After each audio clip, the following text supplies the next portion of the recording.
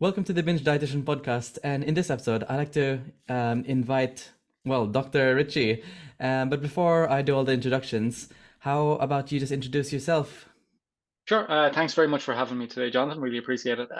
So yeah, my name's Richie Kerwin. I have a PhD in clinical nutrition from John Moores University, where I currently work as a lecturer in nutrition and exercise physiology. I have a relatively I'm going to say inactive social media account that I need to work on more, but I think that's where I get most of my nutrition content out. So yeah, that's kind of a very, very brief introduction to me. Well, it must be working really well because you don't have to be posting every single day to make meaningful content. Because I've been following you for years, and I was like, "Oh, this is amazing content. I need to like definitely follow you." Anyway, so how did this all start? What made you want to start? Well, going back before we talk about the social media, what rewinding back, what made you want to like focus on nutrition? Because it's not something people jump onto. They often jump onto, let's say, business geography, Uh-huh. um, medicine, all those kinds of things. What made you want to jump onto nutrition? So I think when I was younger, I used to be a little bit overweight. I didn't really care about what I was eating in terms of food. I definitely didn't care about exercise or anything like that. And I got to a point in my early mid-teens where I was just like, yeah, I want to do something about this. So I started reading about Mhm. nutrition. And as you can imagine, as a very, very young person, back in the like late 90s, Late early 90s. 2000s. So like, Mm. yeah, I'm very much dating myself now. The information that was out there was pretty horrendous. But I was still very, very interested in it. And I wanted to do it for university. But at the time, nutrition was not considered to be a particularly lucrative career. I honestly don't think it's a particularly lucrative career at the moment either. But my parents kind of shunned me away from it and instead just go with general science. I did that. And I started working, traveling and working. And I always had a just an incredible interest in nutrition because it's something that I feel that we can apply every single day of our lives and can have a Mm. massive impact on how we feel and on our health long term as well. So that kind of desire to learn more about nutrition never went away. And Mm. I got to a point where I was kind of considering, career choices and what I wanted to do long term. And I decided that I just wanted to focus more on the nutrition side of things. So I decided to go back to university and do a master's. And I did a master's in nutrition in Barcelona. Really, really enjoyed it.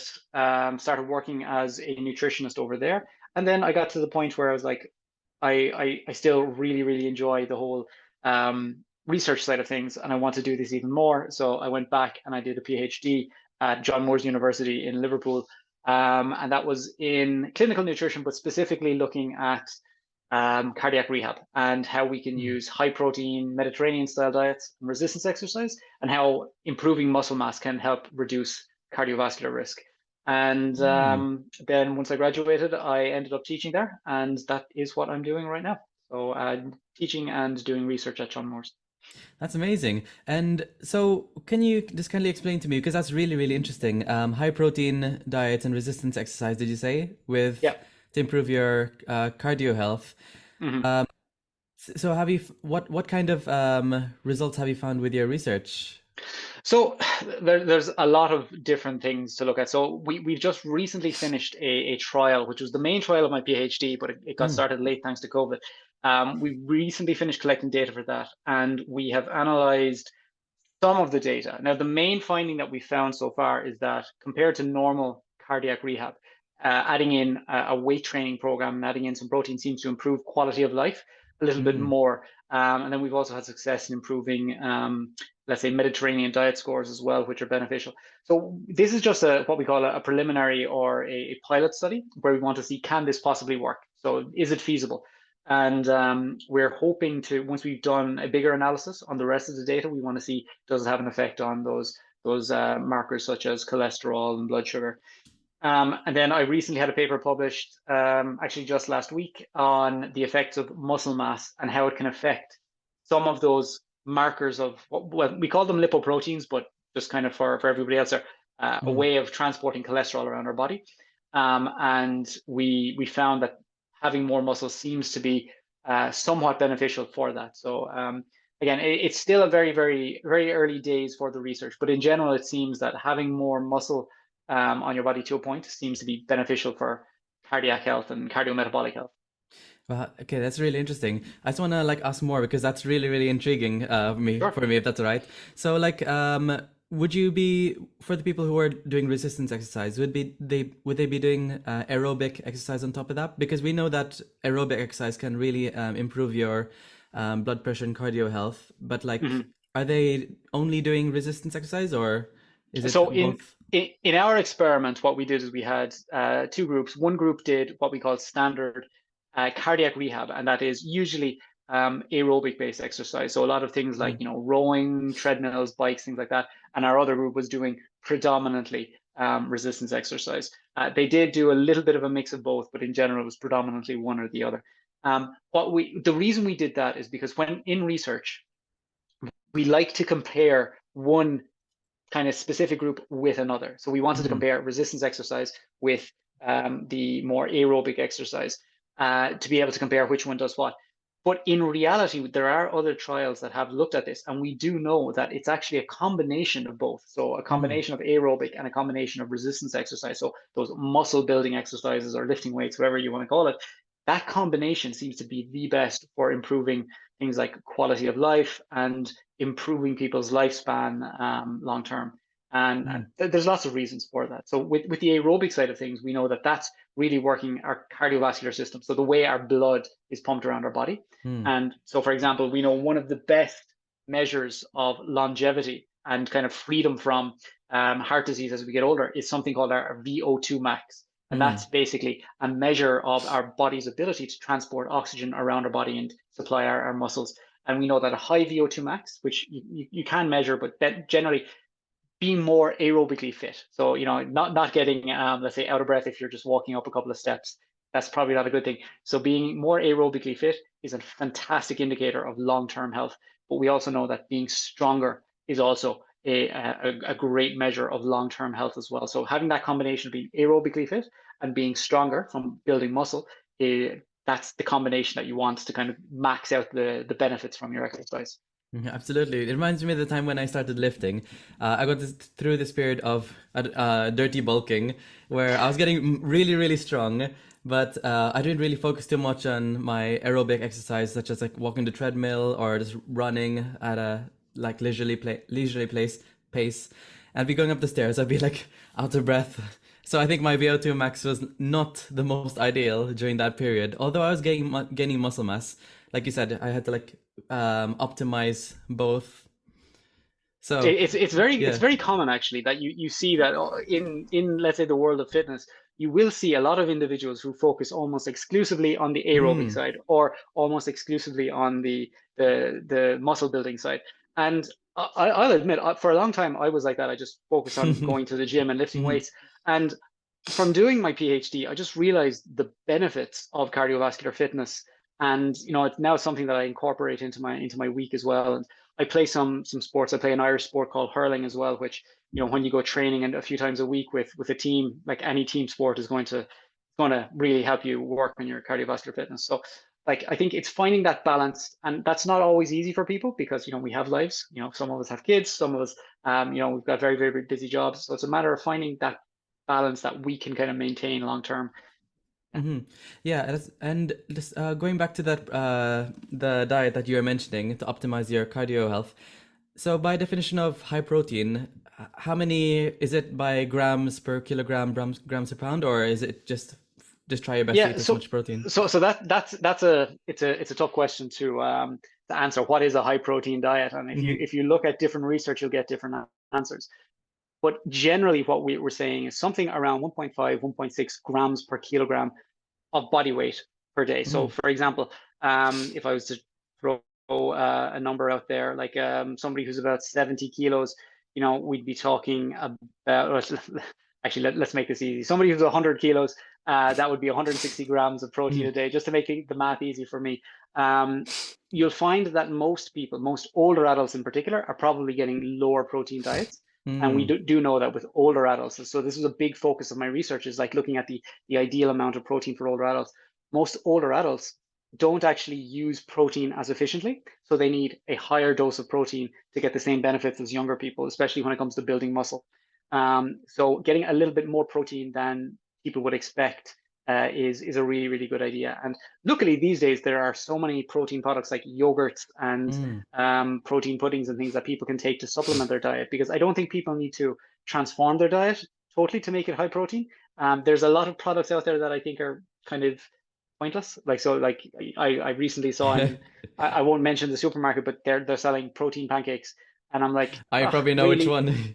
Yeah, yeah. And I'm like, well, have a yogurt, and it's quicker, cheaper, and just a better source of protein. So, but yeah, it's much easier to have a higher protein diet nowadays, especially for older adults.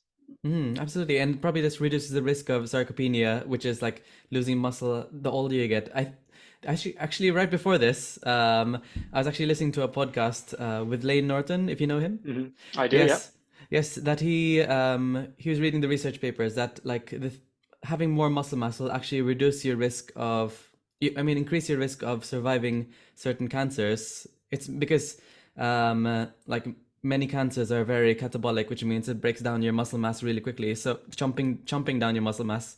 So the more that you have on you is very protective. So I'm not surprised why it can really improve your cardio health as well. Absolutely. Yeah. So, common question, which is really really important, is because on the topic of exercise, many people here who are listening probably struggle with binge eating as well, and they often have like dysregulated, quote unquote, dysregulated hunger cues because they're jumping from very different various diets. Some days they're eating like no breakfast, no lunch, and then a massive dinner, and then another day they're probably eating like a massive breakfast and then a little lunch, and it's very like all over the place. hmm But I've come across some studies that say exercise can help re-regulate your appetite. Is that correct? So it does depend on the research you look at. And one thing that Mm, I think is very, very pertinent to mention at this point is that we do tend to see quite a bit of what's called inter-individual difference. So everybody mm, seems to react differently to exercise. And a lot of us will kind of know that from speaking with people. Like some people will say that, oh, whenever I go to the gym, I'm absolutely ravenous afterwards and I have mm, to, I have to rob a bakery or something. And then other people say, oh, I can go to the gym and, I won't eat for a few hours and I'm absolutely fine. There does seem to be a bit of a difference. And there does seem to be a difference between cardiovascular exercise, so things like running or mm, biking, and resistance exercise.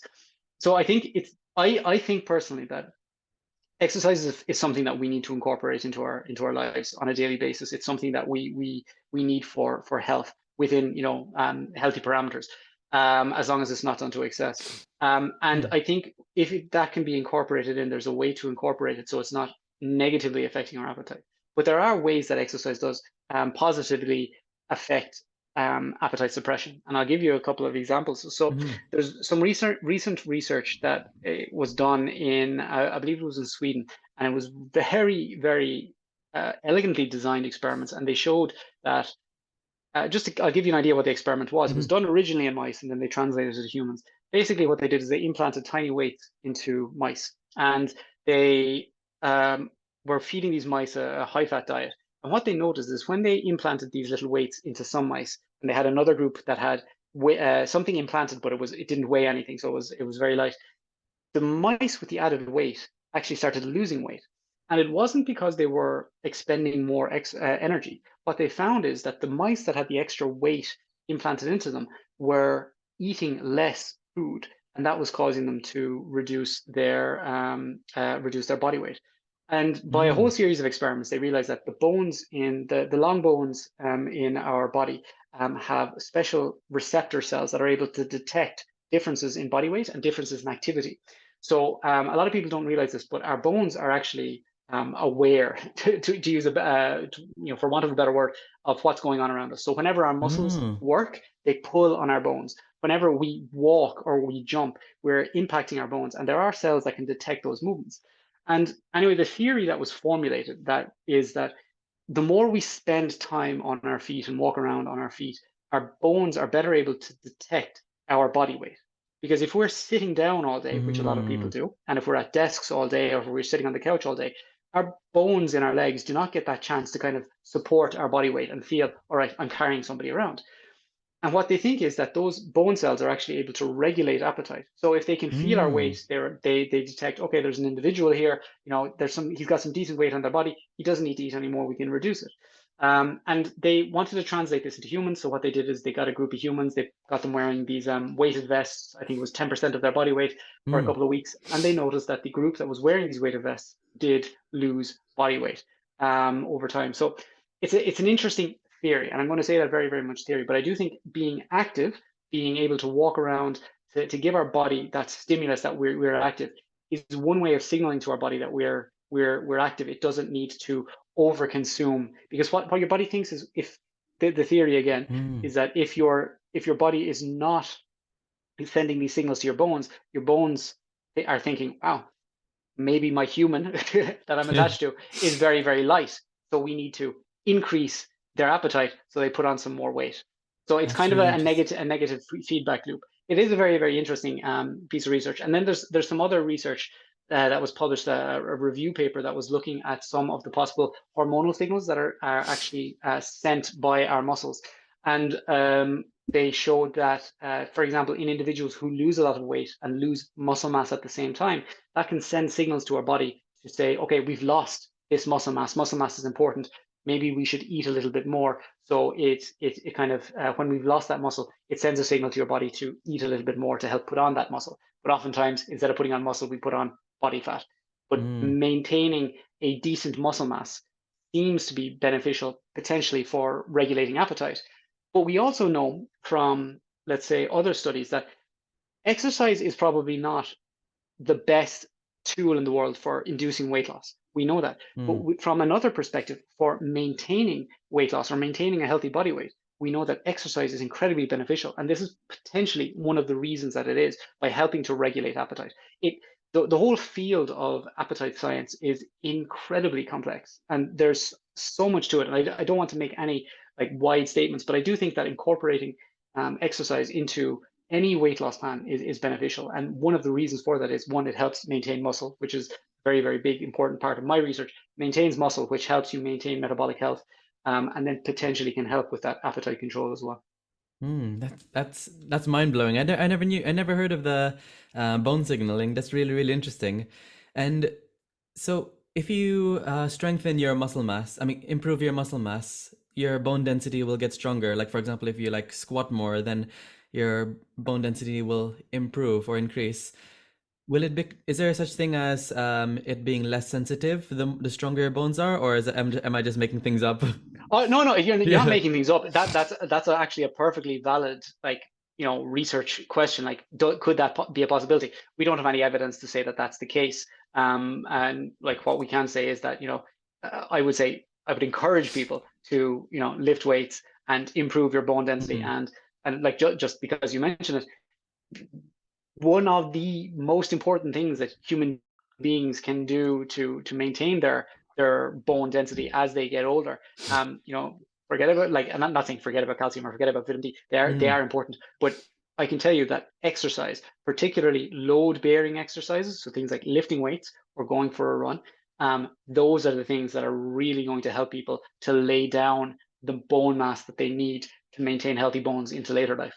Mm, that's amazing. I mean, like, exercise has tons. The more you look into it, into the rabbit hole of exercise, there's more and more benefits. Also, like mental health, um, living longer, body weight regulation. Not because of the fact of exercise, but because of the hormone signaling and all those little tiny things. I want to move on to another topic, which I'm really, really curious to hear about you from, is the use of Ozempic. Like, because there's some people who are quite sedentary and they're seeing Ozempic as the magic pill, as some news outlets would say. What are your thoughts on Ozempic for weight loss? So I think Ozempic is a very, very interesting discovery, and it is a very, very important tool for certain individuals. And both you and I know that it was originally developed for individuals with type 2 diabetes, Mm. because we know that in type 2 diabetes, weight loss, or specifically body fat loss, is one of the most effective ways for helping people to regain insulin sensitivity. And in some trials, weight loss can actually help individuals um, uh, basically reduce their reliance on things like insulin, and even get back to a non-diabetic state, potentially like remission. Although I'm very, very cautious about using the word remission with anything. So it's very, very useful for helping that, because what Ozempic does is it helps to people to regulate appetite. It basically it shuts off some of the appetite signals that people normally have, and it almost feels like it's easy for them to lose weight.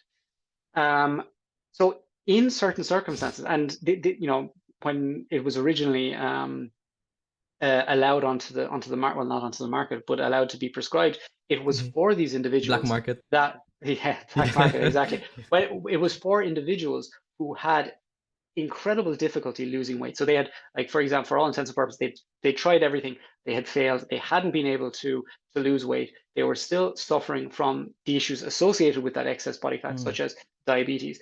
And this was seen as like, okay, let's try this and see if this helps you. And it helped a huge amount of people. And I think that is beneficial, because there are some people who will say, oh, any pill that you take to help with weight loss, it's, you shouldn't be doing that. And I disagree. Obviously, I'm a nutritionist and I'm an exercise physiologist, and I absolutely stand by the fact that exercise and better diet are keys to our long-term health. But there are some individuals, because we live in an environment that is utterly obesogenic. It Mm. is easier today than has been at any other time in human history to gain weight very, very easily, just because of the food environment that we have. And because of that, we have seen an increase in levels of obesity. And that means for some individuals, it is exceptionally difficult to lose weight. Because if you're trying to lose weight, and if you step out of your house in the morning and you walk past 5 bakeries on your commute to work, and in your work there's like a table that's got free food, and somebody brings in cake every second day to celebrate a birthday, or all of the advertising that we're experiencing, it's difficult to lose weight. Like, I love my fair share of cheesecake as well, and it's difficult for me to say no to a slice of cheesecake. I don't know if I ever have in reality. um, so this is why Ozempic can potentially help these people, and the intention with Ozempic is for these people to lose weight. But I think that there has to be at the same time, there has to be an attempt to help those individuals with lifestyle change by incorporating exercise and by incorporating healthy diet choices, so that when eventually they can get off this drug, which would be the hope, that they've established some of these healthy lifestyle choices that they can continue on with to help maintain that weight loss. The problem with Ozempic now is it's become this celebrity drug that people can, like you said, get on the black market. They're making it very difficult for people who actually need the drug, people with diabetes or obesity related health complications. They're making it difficult for them to get this. So it's not going to the people who need it, it's going to the people who have the money to pay for it because they want to look good for their holiday in Lanzarote or something like that. And I think that's what's causing the issue with people, because we have some people who are saying, oh, that's wrong, they're going about their weight loss the wrong way. And to be honest, I think people who are just taking a drug that has a medical use for people who genuinely need it because of medical concerns, taking a drug from them because you want to look better in a bathing suit, yeah, I'm not too happy about that. And Mm. also, if you're taking it like that, it's more than likely they're not getting any dietary support, they're not getting any exercise support, and it's very, very likely when they stop taking it that any weight loss that they experienced will they'll regain that lost weight, and potentially more, because we do know that most people who lose weight end up regaining a little bit more if they don't have a proper method for maintaining that weight loss.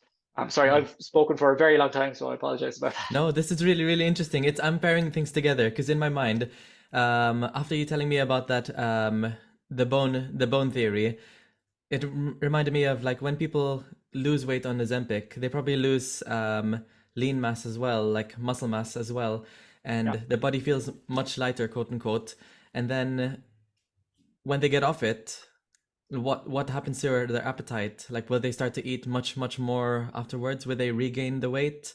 So I'm in complete agreement that like lifestyle change, like resistance training or aerobic exercise, can really, really help. Like keep the weight down. I used to be when I started when Ozempic became quite a trend, it started like popping out everywhere in the news outlets. Many other dietitians were like, "Oh, Ozempic, that's the easy way to lose weight." We're completely against that. But after looking into the research, and if you try to take off the hypocrisy hat as a dietitian and try to be very, very open-minded, like actually start to think to yourself, like, okay, actually, if it has a net positive, like you mentioned, like if they get rid of metabolic syndrome or put in remission, reduce their diabetes, lower the blood pressure, there might be a net positive. It's more about like fixing all those other lifestyle habits while you have the chance, whilst you're on the drug. So when you get off, then it'll be much, much better. My light's gone off, but it's completely fine. Yeah. No, absolutely. And like I think that's the important way of thinking about it. If you think about what its original use was, it's for these individuals who are suffering from obesity related complications. And these people, like diabetes is a very serious condition. Mm. And it is a leading cause of death worldwide and at least a leading comorbidity. And you have all of these other associated conditions that go with, for example, metabolic syndrome. So you've got high blood pressure, you've got dyslipidemia, so that's changes in the different types of blood fats that we have. You have things like chronic kidney disease that can develop from it. You have non-alcoholic fatty liver disease. All of these potential things that can um, derive from insulin resistance, which is derived from this excess body fat that we have. And if somebody is at their wits end, they've tried everything and they've just not been able to find a diet that they can stick with, but they really need to start improving their health markers. If you can give them a pill in that situation, say, okay, look, nothing's worked so far. Let's use this. Let's get your weight down. Let's improve your health markers. Let's get you to a healthier position, and let's kind of start building from there. Let's work on diet. Let's work on exercise from there. But Mm. let's treat this as aggressively as we can initially because we need to. I think that's the way that we need to look at Ozempic and how it can potentially be used, but Mm. not as a beauty drug or a physique drug or something like that. Yeah, I mean, there are many people I know. It doesn't take much to go into Reddit and just find like Ozempic, and many people say like, "Oh, I'm 50 kilograms. I'm planning to go on Ozempic." Like many people jumping onto Ozempic, they have really bad body dysmorphia, and they don't have any like comorbidities like high blood pressure, all those kinds of things. Have you come across people online struggling with that? Do you know what I think we might be looking at different Reddits because that is Okay. I've not seen it, and one of the reasons is because I tend to kind of shy away from that area. Yeah, Um, yeah, it, I it, do. it, it's not something that it's something that I consider to be, well outside of my remit. I work with individuals on diet and exercise. Mm. I don't work with individuals who are using this drug. I did work with one individual who was using the drug who told me that they were using it, a couple of months into us working together. But it's not something that I want to concern myself with because I think that we have clinicians who can work with these people. Mm. If somebody, or sorry, excuse me, if somebody was referred to me by a clinician to work with them on their diet and exercise, and that's another story. But yeah, when it comes to prescribing it or saying who should be taking it, that's not my role. But I can say I do think it's for people who need it and not for people who want to look better in a swimsuit. Yeah, absolutely. I completely agree with you there. Okay, moving on to the next trend, strong quotation marks. What are your thoughts on glucose spikes? People hyper focusing on like trying to reduce your insulin spike as much as possible throughout the day. What are you, I want you to like tell the viewers what are your thoughts as a Yeah. Whenever I hear it, my eyes probably do a flip into the back of my head. They roll so hard. Um, so the concept of glucose spikes has really, really kind of taken on a lot of popularity in the last year Mm, or so, and that's mostly due to an app or a program called Zoe, which mm, is run out of King's College in London, and there's also some influencers, which is a word I absolutely despise, on social media who put out content about glucose spikes. And I've seen this, like, it's, if you spend any time on social media, and like if your algorithm realizes that you're into health content, you will see this at some point. Yeah. There are people who, like, they will monitor their own glucose spikes, and they'll say, all right, I ate a blueberry and my glucose spiked. Or you should, if you want to reduce your glucose spikes, what you should do is you should take your sandwich apart and you should eat the salad first, and then you should eat the meat, and then you should eat the bread. Which I have to say is the most idiotic thing I've ever heard in my life. I'm putting it out there. Absolutely. Yeah. So for the first question that we need to ask is, are glucose spikes dangerous? And it's tough to answer. Well, it's not tough to answer that, but it's tough to be taken seriously with that when the word almost already has a negative connotation. The word spike automatically makes it sound dangerous. But a glucose spike basically means that your blood glucose, when you eat a meal, your blood glucose goes up. And usually if we eat some carbohydrates, and so carbohydrates, anything, rice, bread, some fruit or whatever, that will get converted to glucose in our digestive system. It'll get absorbed. Our blood sugar will go up. But the amazing thing is that over millions and millions of years of evolution, humans are very, very capable of reducing or bringing that blood sugar back down. And we have these beautiful systems in place in our body. So normally what happens is our blood sugar goes up. That's detected by some cells in our pancreas. We release a little bit of insulin. The insulin's job is basically to bring that blood sugar back down to normal levels. And it does that in two ways. One, it causes our body to start burning more glucose. So we burn more glucose instead of burning fat. And it also stores some of that glucose, and it can send it to our muscles, particularly if we're very, very active. The muscles are a fantastic place to store excess glucose. And then it can also store it as body fat. And you say that, and Mm. that scares people. People are like, oh my God, if my glucose goes up, insulin is causing me to store more body fat. Here's the thing. You'll only store more body fat in the long run if you're eating too many calories. And we Hmm. know that, that is just pure fact. So is there anything to worry about with these glucose spikes? Well, if you're a healthy individual, there is absolutely nothing to worry about. If your glucose response is normal, and by normal, I mean your glucose goes up and it comes down quite quickly, within about an hour or 2 hours. Now, in individuals who have something called insulin resistance, okay, so Mm. these are people who have a problem, and these are usually individuals who are, and like this is just, kind of matter of factly, oftentimes it's individuals who suffer from excess adipose tissue. So they have a little bit of extra body weight, and that's because there's been an overconsumption of calories in the long term, which has made their body insensitive to the effects of insulin.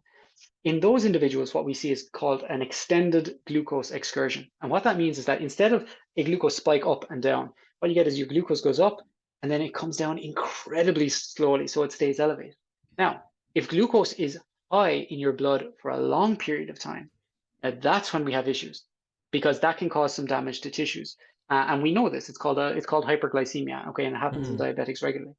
But the thing is, if somebody's healthy, if somebody's maintaining a healthy body weight, and if somebody is physically active, a glucose spike has no negative health connotations at all. Okay, obviously you don't want to be having glucose spikes continuously all throughout the day, but if you're eating like 3, 4 meals a day, that's perfectly normal. The problem is we live in a society where people are eating multiple meals, multiple snacks, so their Mm. glucose is constantly going up and their insulin is constantly going up, but they're also eating too many calories. So that means they're storing excess body fat, which is making them more insulin insensitive, and they have problems with that. Now, does that mean that everybody needs to go around and eat their sandwiches backwards, like an idiot? And I'm going to say Ugh. no. All people need to do is, like, okay, exercise more, and control calories a little bit more to help with weight loss. Okay, now that's an oversimplification for what's normally a very, very difficult problem to tackle, and everybody needs to tackle it individually. But like on a kind of a very, very broad overview perspective, that's what people need to do. Is just, you know, don't eat too much, and as long as people are eating, I think, a more unprocessed diet, and we know this. This isn't rocket science. Like, I'm not going to shock anybody by saying we should be eating a more unprocessed diet and less ultra processed food. But I'm saying less. I'm not saying none, Mm. because eating a little bit isn't going to have any major long-term health complications. But the problem with these influencers and people who say, like, okay, let's measure your response to uh, porridge, for example. Okay, and somebody eats some porridge, and Oh, then they say, oh my oatmeal. God, Yeah. yeah, oatmeal. Okay, my blood sugar spiked. Oh my God, I can't eat oatmeal. No, that's absolute idiocy. We know for a fact that adding oatmeal or porridge to somebody's diet does result in improvements in health. It result in improvements in blood sugar control long term. It results in improvements in their lipid profile as well. So that's beneficial, but it has a glucose spike. Glucose spike doesn't matter. Um, One of the reasons I'm particularly interested in this is because so Mm, back in the late 90s, early 2000s, there was something that was known as the glycemic index. Okay, mm, and the glycemic index is a way of measuring the glucose and insulin response to food. Okay, and basically they measured foods and they kind of compared them to, they had a scale of 0 to 100. 100 was like really, really fast release of sugar, and 0 was virtually no release of sugar. And they said, all right, this is what we need to do because when we have foods that are low on the glycemic index, you get less release of sugar, you get less insulin, so you're going to get less fat gain. The only thing is when they did actual studies and they compared, let's say isocaloric diets that had the same amount of calories, there's no improvement for having the glycemic index. It's not beneficial. It doesn't matter. The most important thing for maintaining weight loss, let's say, or weight maintenance is calorie balance. And if you're interested in improving health, then we have to look at having a mostly unprocessed diet. That doesn't mean mm. that you need to, eat your sandwich in stages. It doesn't mean that you need to. So one thing that some people say is you should have vinegar before a meal to reduce an insulin spike. Not really, because if you're eating a Mm. mixed meal that it consists of a mix of protein, carbohydrates, fats. So you've got vegetables, you've got some whole grains, you've got some fats and proteins in there. Your all of those proteins and fats also reduce the glycemic response as well. So it doesn't matter. Like, oh, I could get really frustrated about this. Like I genuinely get animated talking to people about this, Mm. but worrying about glucose spikes, if you are a healthy individual, is the silliest thing in the world. And there are individuals out there who are, let's say, putting fear into people. So they're fear mongering basically about glucose spikes and telling people that you have to be careful of this. You should monitor your own glucose. You should wear a continuous glucose monitor, which let me just say is again a device that's just for individuals who have type 1 diabetes, but now it's Mm. being used by loads of people. Um, it's absolute idiocy. And what's worse is they use their data online. It's like, oh, I ate a grape and I had a blood sugar spike. Oh my God, everybody else, I shouldn't eat grapes. We've also done research that shows that the individual response to certain foods is very variable. Some people could eat a banana and their blood sugar will spike. Some people will eat a banana and their blood sugar will barely show a blip. Okay. And Mm. again, that doesn't matter. We're all different. Um, and yeah, anyway, so I've gone No, off on absolutely. a bit of a I, tangent. I might like try to pull your strings a little more, but like, have you heard of this? Have you heard of this influencer who is selling this thing in a bottle called anti-spike formula? Yeah, I have unfortunately, yeah. Oh, okay. I And think there's a special place in hell for people who are trying to fear monger amongst individuals and then profit from that fear mongering by selling them something that not only they don't Mm, need, but doesn't work and has no benefit or no proven scientific benefit to say that it will work either. So no. if anybody thinks, like if anybody could, I don't know if you show a video on this, I am winking, using my eyes as much as possible to say, do not buy Yeah. that product, do not support that particular influencer. Oh, Yeah. it's so crazy. Do you talk to your students or coworkers about like the myths that are like just verging around in social media? Are they aware of what's going on? So How bad it is? I talk to my kids a lot. Sorry, when I Your say my kids, my kids. students. Oh, My, student. Yeah, my your students. kids. Yeah, I have a tendency to refer to them as my kids. I talk to them a lot about what's going on. So I ask them oftentimes, who do you follow on social media? What do you think of this? One of my upcoming lesson plans is based around how to figure out if certain claims on social media are bogus or not, because and it kind of it focuses on teaching my students how to look up information Mm, on things like PubMed and how to discern if certain claims that are being made are true or not. And I think it's really, really important to teach them how to do that.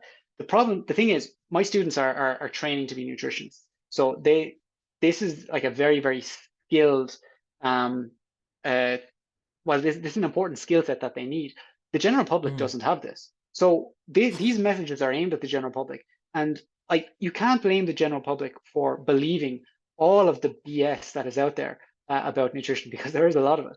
So there's so much bad information out there, and it is marketed in a way that it's designed to get people to pay attention. It's designed to kind of worry people a little bit or to interest people enough that they believe it's real. And people add just enough of a sprinkling of science in inverted commas to make it seem real. But then when you actually look at the science and when you have an understanding of the general body of science, as opposed to like oftentimes they'll cite one study and say, see, this study proves something. But if you look at the general body of research around that area, you'll say, all right, what they're saying is crap. You know, it's Mm. and this is often the case, unfortunately. Yeah, I mean, like they'll pull one tiny thing and take it out of context. Like for example, like with the blood sugar thing, they always say, "Oh, high blood sugars are very inflammatory, so try to avoid it as much as possible." But your blood sugars go down anyway, and Exactly. it doesn't stay up unless you have like a medical condition keeping it up, hyperglycemia. Like it just stays down, so you don't have to worry about the inflammation or all those kinds of things. Yeah, Uh, I think just on that inflammation, just because I want to say it, like a lot of people kind of get concerned about, oh, if you eat sugar, it's inflammatory. That's actually completely untrue. What mm, happens is humans, whenever we go into what's called a postprandial state, so whenever we eat something, when we eat something, we digest it, it goes into our bloodstream. That does generate inflammation. Just the process of eating generates inflammation. Simple as. Doesn't matter mm. if you're eating carbohydrates, doesn't matter if you're eating fat, doesn't matter if you're eating protein, some amount of inflammation will be generated. Okay. The big contributors to inflammation in our diet are two things. One, again, excess body fat. If you have too much body fat, we know that that kind of goes into a pro-inflammatory state. So that tissue it can lead to low-level chronic inflammation, is what we call it. And the other is not eating enough anti-inflammatory compounds in our diet. So we can reduce inflammation by eating anti-inflammatory compounds, a lot of which come from plants. So, for example, polyphenols and things like that. Or they say eat the rainbow because that gives you a nice mix of different colorful polyphenols from your diet, and that can help to reduce inflammation in our body. But yeah, saying that sugar causes inflammation without any other context is ludicrous. Yeah, I mean, if you ask them like, okay, what is it inflaming? And they'll be like, I don't know. Yeah, so Most people don't even know what inflammation is, but yeah, yeah. they're happy to throw that word out there and say, oh yeah, inflammation, dangerous. Oh yeah, yeah. So there's one more thing I just want to like touch on before we finish, because I think this is another massive one. Seed oils. So Big what are your area. thoughts on seed oils, Richie? Right. I suppose the first thing to say is like, 'cause this is another buzzword at the moment and has been for the past year or so or 2 years. Seed oils are basically oils derived from seeds. So things like sunflower seed oil, rapeseed oil, Mm, canola oil. And there's this narrative at the moment that seed oils are some of the worst things in the world for you, and that one of the things that they do is apparently they increase inflammation. Okay, so that's one, that they increase inflammation, that they cause weight gain, that they cause heart disease and diabetes, and a lot of this is based on what we call mechanistic research. So to give people a very basic science lesson, so seed oils are high in what we call polyunsaturated fats, and a particular type of polyunsaturated fats called omega-6 fats. And we know that polyunsaturated fats are prone to oxidation, so that they can get oxidized quite easily compared to saturated fats. And saturated fats are the kind of fats that we get in animal fats or dairy products, butter, things like that. Okay, we know this. mm. Um, but that's in what we call in vitro conditions. So in a test tube, some canola oil is going to oxidize more easily than a piece of butter. That's fine. But we have to ask, if somebody eats these oils, does this cause that negative effect in their body? So does eating a seed oil cause inflammation? And we have a lot of research that says no. And we actually have a lot of research that says either it has no effect, so it's a neutral effect, or we have some research that shows that it has a negative effect and actually helps to reduce inflammation. So that's one thing. Another one is, do seed oils increase the risk of cardiovascular disease?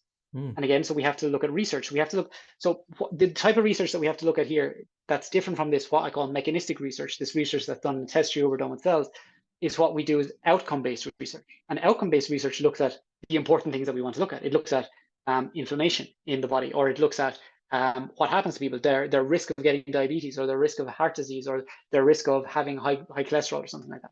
So if we look at that, we see that individuals who have higher levels of these omega-6s or these seed oils in their diets actually have lower risk of heart disease. So the data shows the opposite, that people who eat these seed oils have a lower risk. Mm. They've done studies. Does it affect appetite? Doesn't seem to affect appetite any differently from saturated fats. Does it affect fat storage? And we actually see that seed oils or omega-6 oils are actually less likely to be stored in what we call visceral fat. So that's the dangerous fat that we often get around our organs, than saturated fat. Saturated fat is more easily stored around our organs. And one of the reasons for that is that polyunsaturated fats, actually our body preferentially burns them for energy instead of saturated fats, which are preferentially stored. That doesn't mean saturated Mm. fats are going to make people fat. And I want to be very, very clear on that. You're only going to gain weight if somebody's in excess calories. Um, then we want to see, is there an increased risk of diabetes by eating these seed oils? And if we look at studies that control for this, there's not. There's no increased risk Mm. of diabetes. Is there an increased risk of what we call oxidized cholesterol? So this is another thing that people are concerned about, oxidized cholesterol, which people say leads to greater levels of a greater risk of heart disease. And there's studies that have shown that individuals who have higher levels of these omega-6s in their bloods and higher levels of omega-6 in their diet actually have lower levels of oxidized cholesterol in their blood. So again, all of the evidence shows the opposite of what people are telling us on social media. Mm. Um, Mm. and it's absolute insanity. Now, this is not me saying everybody go out and eat a load of seed oils or go out and buy a bottle of Chug a bottle of sunflower oil. yeah. Yeah. So what I like to recommend with people is, because like we mentioned earlier, we want to recommend that people have a predominantly unprocessed diet. Okay. And when I recommend people, when it comes to fats, I recommend people get their fats from predominantly unprocessed sources. So that means from whole foods. So I say to people, get your fats from things like nuts, whole nuts, get your fats from things like seeds, get it from avocados, the majority. Obviously, when we're cooking, we use a little bit of olive oil and stuff like that. And the reason I like to use olive oil is because it's very, very high in polyphenols, but not because it's, not a seed oil. Like if I'm cooking a stir fry, I'm going to use a little bit of peanut oil and a little bit of sesame oil, because that's how I make a stir fry and it tastes better. Mm. Um, but the same goes for fats on the animal side of things, because oftentimes you'll hear people in, let's say, the carnivore community recommending, oh, we should eat loads of butter and we should eat loads of tallow. But those are what we call refined fats as well. So a refined fat, something that's extracted from its original source. So if tallow is extracted from beef, or lard is extracted from pork, and butter is extracted from milk, it's not a whole food source. It's just pure fat, okay, that you're adding calories to diet. And refined oils, so seed oils, are the same thing. They're pure fat. You don't want to be adding loads and loads of pure fat to your diet, because it's adding loads and loads of extra calories. Whereas Mm. if you get them from whole food sources, so if you get your fat from, let's say, a regular piece of meat or a piece of fish or some eggs, or if you get your fat from some nuts and seeds, you're getting additional nutrients as well. You're going to get some additional fiber and protein, or you're going to get some extra vitamins and minerals. These are better whole food sources. Okay, so I'm not telling people that they should be eating loads and loads of seed oils, but I'm saying that seed oils are not the demon that they're being made out to be. And I'm definitely not saying people need to add more seed oils to their diet. I think people should be getting more of their fat from unrefined sources and getting it from whole foods. um, uh, like, that's not to say that people can't have a bit of butter on their sandwich every now and then, or people can't, cook with a little bit of cooking oil. That's not what I'm saying. But we have to be cautious, because again, we're in this very obesogenic environment where it's very, very easy to gain weight. And if you think about where people get seed oils in their diet, the main source is processed foods. It's like, where are you getting seed oils in your diet? You're getting from commercial baked goods. So like your Mm. your Greg's sausage roll or something like that. You're getting it from your KFC. It's the oil that's used to fry it. You're getting it from commercial margarines and spreads that people are using large quantities of.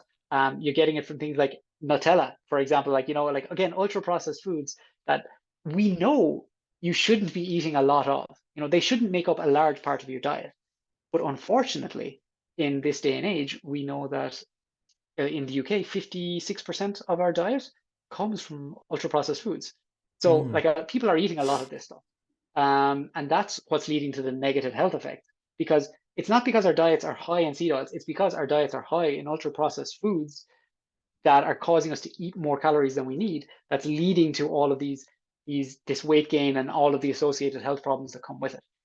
Does that make sense? I feel like I've kind of gone in many different directions there. Absolutely. I think you just explained everything really, really eloquently, and I feel like I'm just having a masterclass. I'd love to join one of your lectures.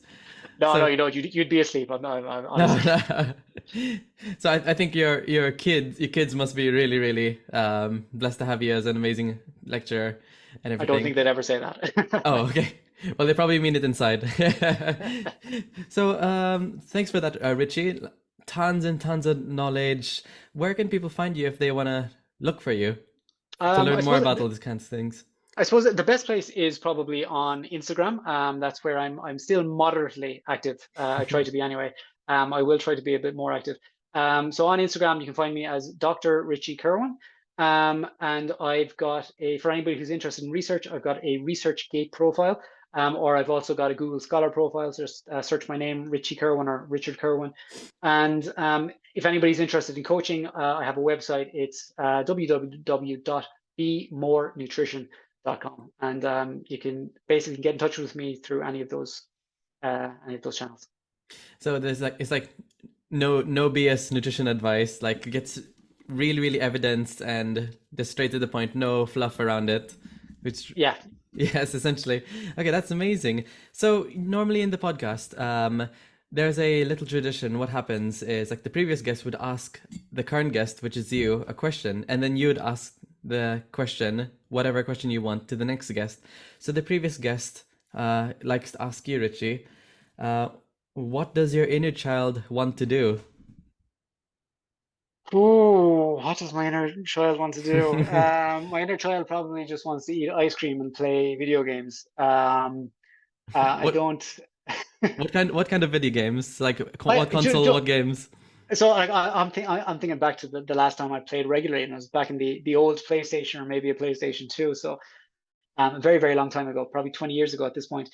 Um, that's something that I don't do all that regularly. If I think of the older child of me, I really like dancing, and I don't Okay. do it as frequently as I like. So I social dance, I do salsa and things like that, and I have not done it a lot over the past few years. And that's something I keep saying I need to get back into it, because it's from a stress relief perspective, it's very good for me. I know it really helps to chill me out and kind of like take the edge off the week, so to speak. So yeah, I probably need to do that a bit more.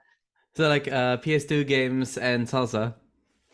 PS2 games and salsa, and maybe a bit of ice cream in there as well. But Oh I yeah, get ice my get cream, my I get my fair share of ice cream anyway. So ice cream and cheesecake as well. yeah, Yes. absolutely. Well, thank you so much, Richie, for coming along to this podcast. You're just like such a joy to speak to. I could listen to you like all day and everything. Uh, So yeah, everyone must Jonathan, be like really, really blessed to have you around. And you're such a joy to just listen to. Just really relaxed. And yeah, if people want to like follow you, make sure to just head over to Richie's links, and I'll be popping them in the link in the description of this podcast. So thank you so much, Richie, for coming along. Jonathan, thank you very, very much. It's been an absolute pleasure.